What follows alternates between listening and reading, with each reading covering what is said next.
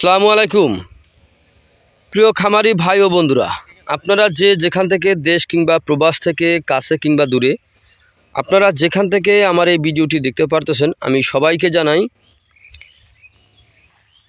ঘাস টিভি বাংলা চ্যানেলের পক্ষ থেকে আন্তরিক শুভেচ্ছা এবং অভিনন্দন। তো আমি প্রথমে বলবো, আপনি যদি হাতি পালন করতে চান তাহলে আগে কলা গাছ রোপণ করতে হবে, আর গরু ছাগল পালন করতে চাইলে আগে আপনার ঘাস চাষ করতে হবে। এই যে ঘাসটা আপনারা দেখতে পারতেছেন, এই ঘাসটার নাম হচ্ছে ইন্দোনেশিয়ার স্মার্ট নেপিয়ার ঘাস। গরু ছাগলের একটি প্রিয় ঘাস। এই ঘাসটি একবার জমি চাষ করে রোপণ করলে কমপক্ষে 5 থেকে 6 বছর পর্যন্ত আপনি একটানা গরু ছাগলকে এই ঘাসটি খাওয়াতে পারবেন।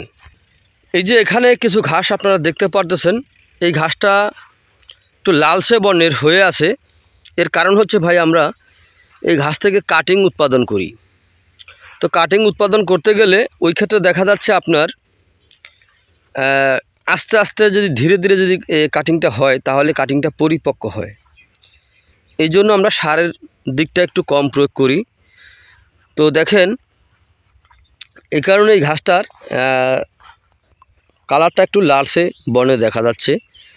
প্রচুর পরিমাণে ঘাস রয়েছে এখানে। তো আপনারা যদি এই ইন্দোনেশিয়ার স্মার্ট নেপিয়ার ঘাস যদি আপনারা রোপণ করতে চান তাহলে অবশ্যই আমার স্ক্রিনে দেওয়া নাম্বারে যোগাযোগ করবেন। আমরা এই ঘাসের কাটিং সারা বাংলাদেশে সুন্দরবন কুরিয়ার সার্ভিস অথবা স্টেট ফাস্ট কুরিয়ার সার্ভিসের মাধ্যমে সারা বাংলাদেশে ডেলিভারি দিয়ে থাকি।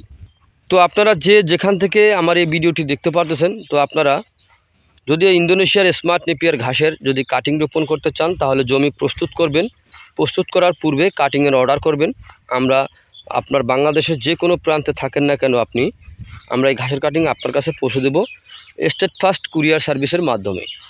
তো প্রিয় বন্ধুরা, আপনারা যে যেখান থেকে আমার এই ভিডিওটি দেখতে পারতেছেন, তো আপনারা সকলে ভালো থাকবেন, সুস্থ থাকবেন। আল্লাহ হাফেজ।